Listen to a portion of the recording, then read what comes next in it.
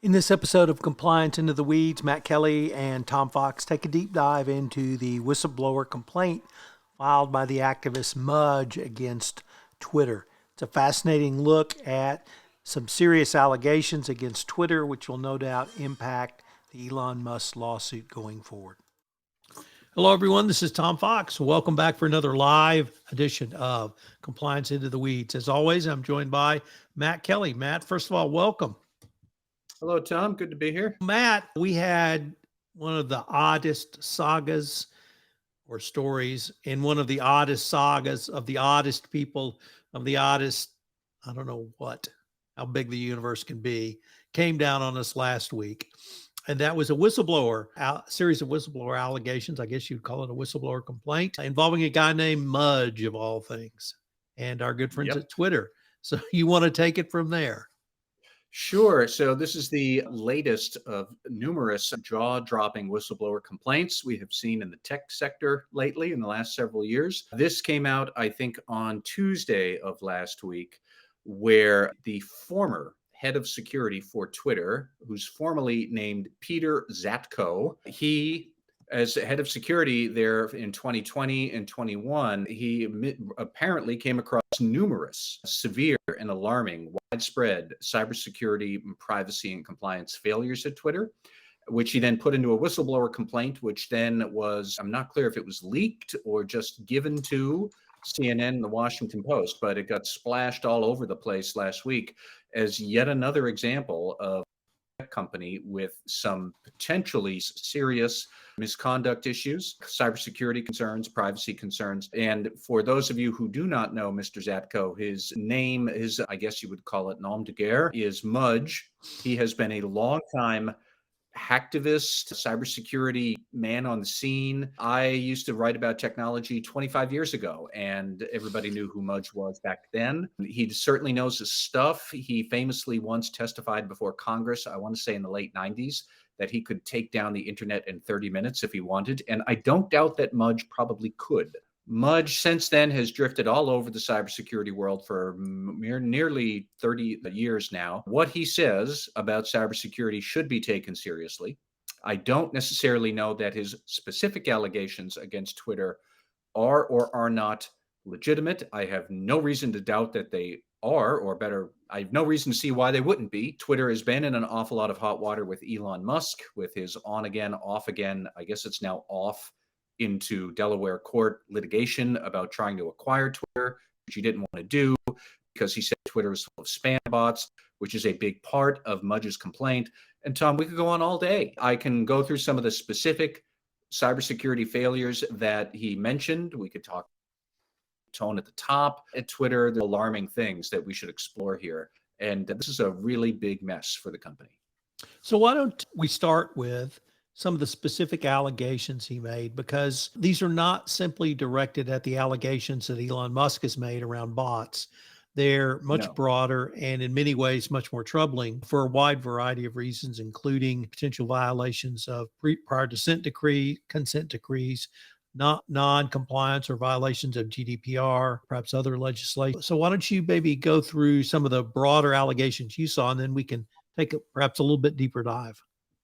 Sure. So here are some of the big ones. This was an 84-page complaint that Mudge filed with the Justice Department, Securities and Exchange Commission, and the Federal Trade Commission. For example, he had said that Twitter could never map out and identify the sensitive data that it actually had, including personally identifiable information. Twitter knew it had a lot, but didn't necessarily know exactly where that data was or how it was being used, which meant that Twitter could not comply with consent decrees that it had signed in 2011 with the Federal Trade Commission that basically said PII could only be used for security purposes, like a challenge question to make sure that users who did not have unauthorized access from others to their account. They couldn't guarantee that PII was only used for security purposes and not also for advertising purposes without people consenting and opting in for that. So we have problems around data control and what sensitive data you do or don't know that you have. He also alleged that the executive team intercepted a security audit that Mudge had commissioned I believe, looking at this very issue here. And then the executive team had directed the auditors who had performed that assessment. They were looking at security controls. Mudge had hired an outside firm. The executive management then reached out to the outside firm doing the audit and said, stop, act and rescind and omit several pieces of embarrassing information before they even gave it to Mudge. So the executive team intercepted this audit that was happening and wound up giving Mudge a doctored report that apparently, according to him, was an inaccurate picture of Twitter's cybersecurity failures. He alleges that the CEO, Parav Agrawal, he had deliberately kept other embarrassing information from the board about management's inability to improve Twitter's security and process integrity issues. He also said that the company has no effective policies and procedures to manage insider threats from employees, including bring your own device policies that actually could be implemented and enforced with any appreciable degree. He alleged that the metric that they were using to say how many accounts were or were not spam or fake, which is exactly what Elon Musk is arguing about now in Delaware court about trying to wriggle out of his Twitter acquisition. Mudge essentially said that Elon is right with his complaint, that the metric they were using in giving to the board was inaccurate and misleading. He alleged that there are known spies of foreign intelligence services on Twitter's payroll, that Twitter was dealing with Chinese entities, even though Twitter itself is not in China.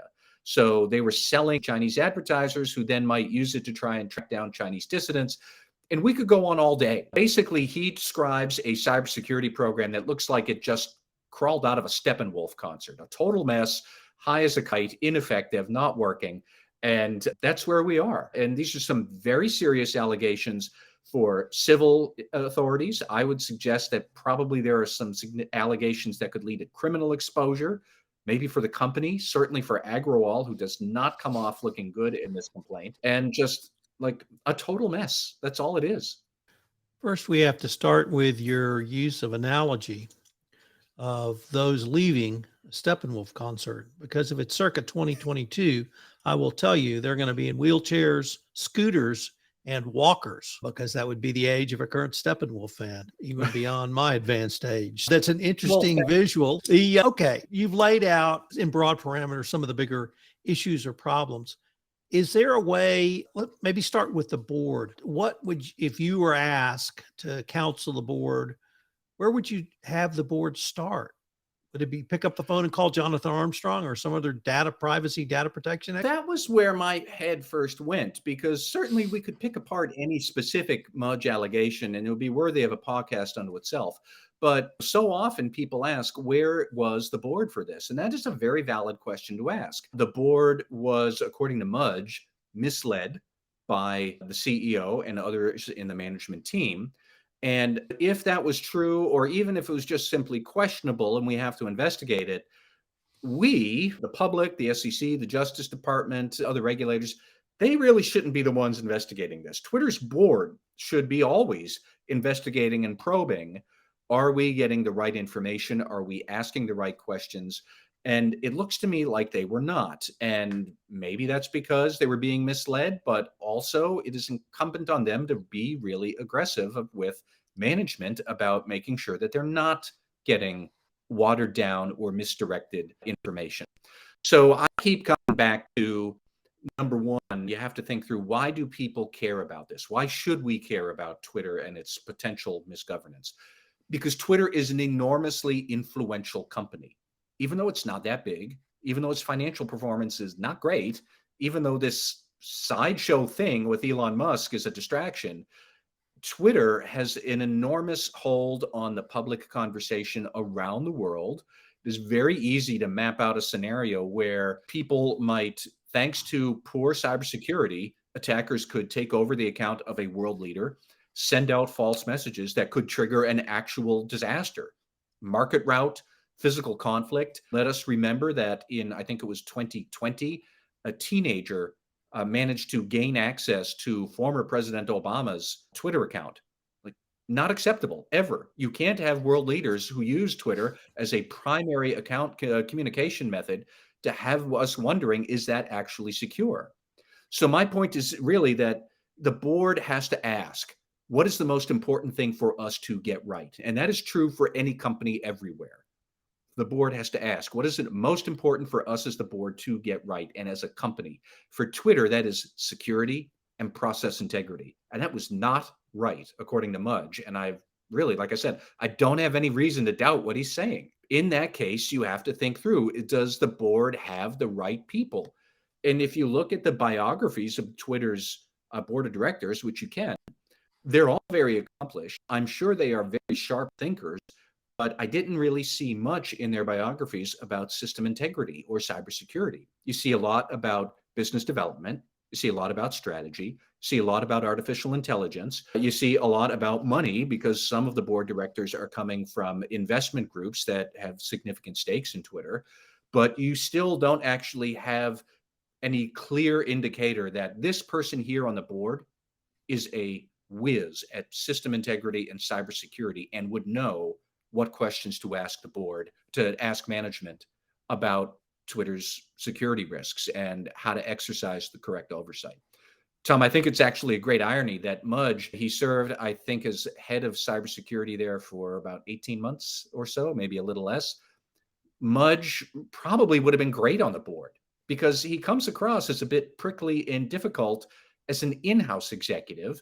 And that does check with his long history of being a very provocative, a bit of a gadfly rabble rouser in cybersecurity, that he knows how to ask difficult questions. He knows how to call it. I think he did that a lot in Twitter. I think he probably alienated a lot of management that didn't want to confront his difficult questions.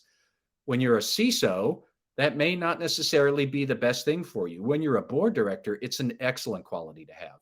But he wasn't on the board. He was head of cybersecurity, and he wound up butting heads with the CEO, who then fired him. So it really is a tale that should start with the board and senior management. Who is running these things, and who is in charge? And do they have the right skills?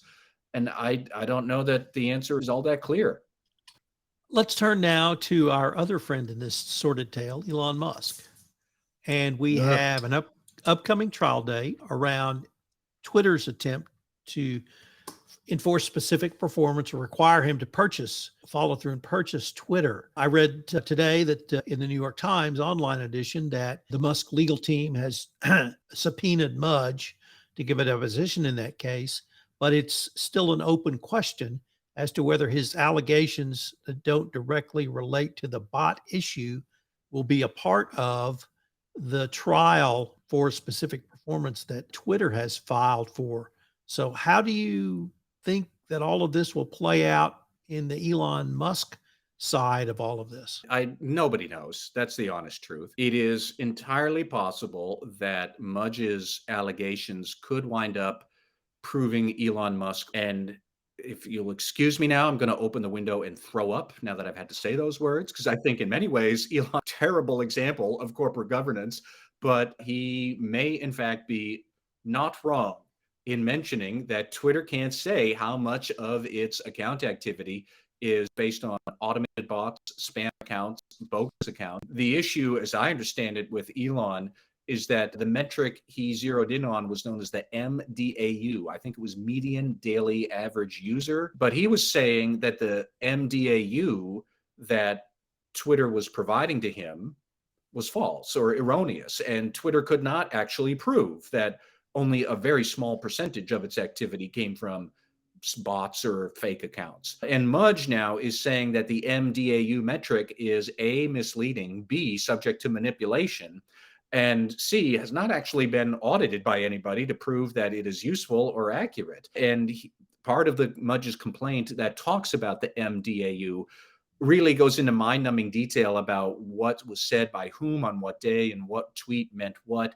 And I pity the judge in the Delaware Chancery Court who's going to have to sift through all of this because it is mind-numbing in its exactitude.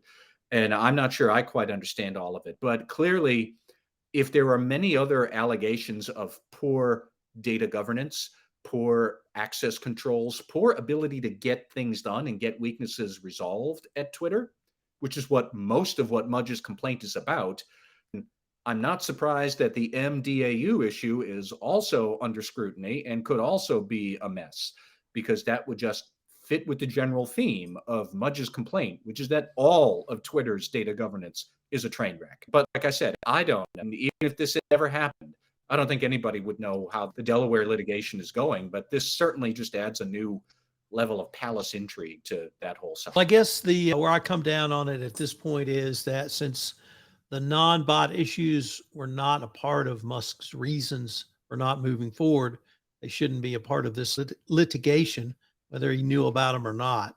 But that's going to be up to the court. Let me ask you another question, Matt. I could not determine from your reporting on this, your blog post, and the reporting I read, it appeared that Mudge was fired in January of this year.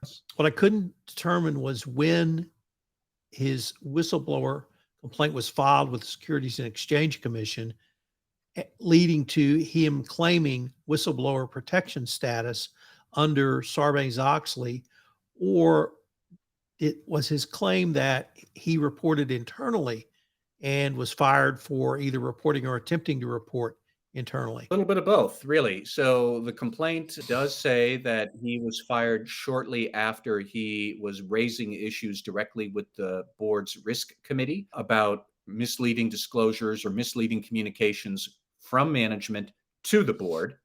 And he weighed in to say, no, you're getting bad intel from management. And he was having that conversation with the risk committee chairman. And then he was subsequently fired within days of that communication. And that was in January of 2022. So there's that. But according to my reading of press reports, the complaint was filed with the Justice Department, Federal Trade Commission, and SEC in July. And then it was presented somehow or obtained by CNN and the Washington Post in August. I know that Mudge is being assisted by a whistleblower advocacy group, which is the same group that helped Frances Haugen, the Facebook whistleblower. And they did that to great success because Frances Haugen, among whistleblowers now, is well known. And really, they left Facebook for quite a while. There were congressional hearings. I forgot to mention that this Twitter complaint also was sent to Congress. I wouldn't be surprised if we hear about congressional hearings into Twitter as well. There is a certain marketing and PR offensive that has to happen along the legal offensive for these sort of to succeed and reach the public consciousness. And so far, Mudge and his assistants at the whistleblower groups, they're doing really good on both fronts because everybody knows about this. It was on the front page of media all over the country. And I don't think we've heard the last of this from regulators or from Congress or from Mudge. And certainly we're not going to hear the last of it from Elon because he makes everything into a big show. And that's going to happen. So I would ask you, could this get any wilder? But unfortunately, I think we both know the answer to that. Yes, it can only get wilder. But you've touched on some of the organizations or regulators who might be interested in this: CFTC, the Securities and Exchange Commission, potentially criminal violations if there's violations with knowledge of the consent decree. The Delaware Supreme Court could weigh in potentially on a Caremark shareholder derivative action. I guess Europe could look at this from the GDPR angle, the EU regulators, or even the UK regulators as well. Any other groups that you could think of might have an interest in this?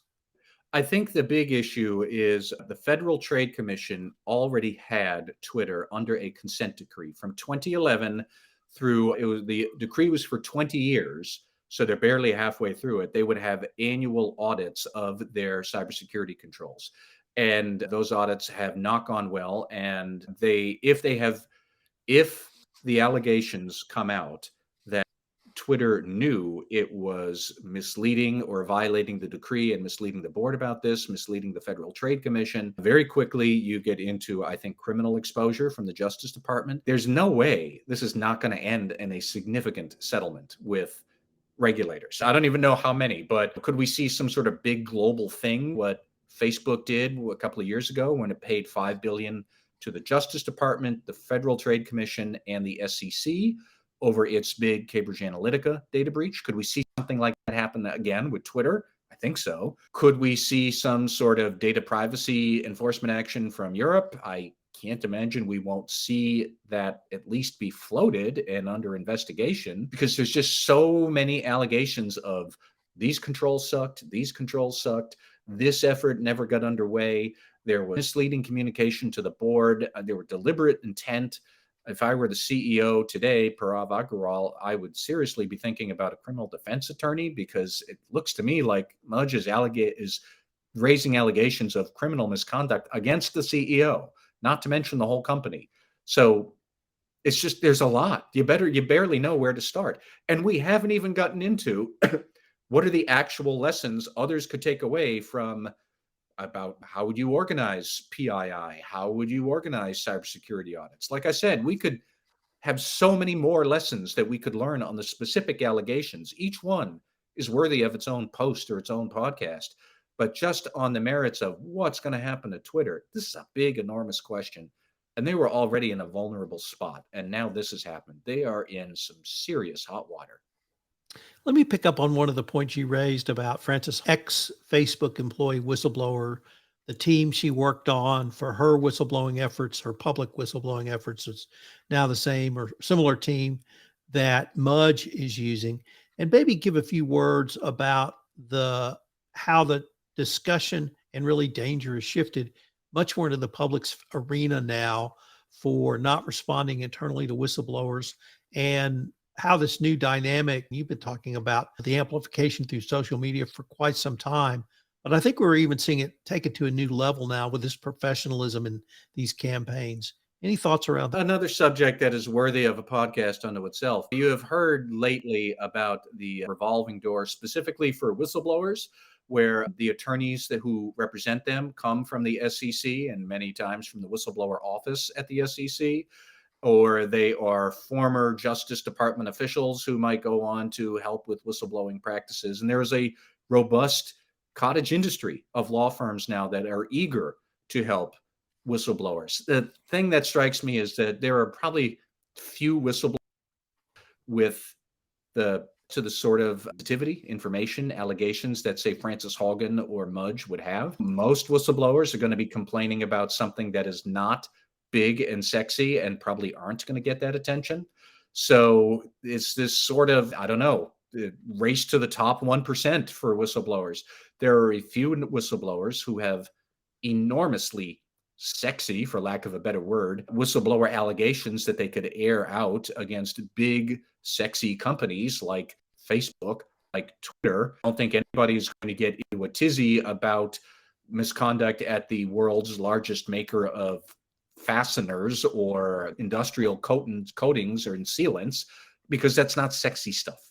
But within that small sector that is sexy to the public imagination, there's a lot of law firms now who are more than happy to cater to some really good, salacious stuff in their eyes, and it catches people's eyes. And yeah, you're right, Tom. I've said before, many times, social media is not a risk unto itself.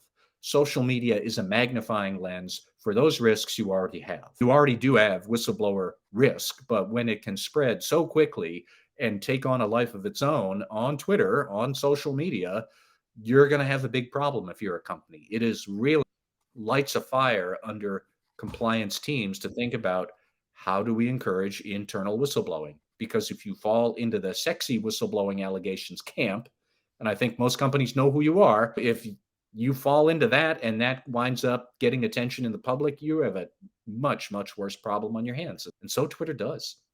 I think that's a great way to end this podcast. And I'm going to go out on a limb and say we'll definitely be revisiting this one, Matt. I think so. Thank you for listening to this episode of Compliance Into the Weeds, and I hope you'll join Matt Kelly and myself next week, where we take another deep dive into the weeds of a compliance or compliance-related topic.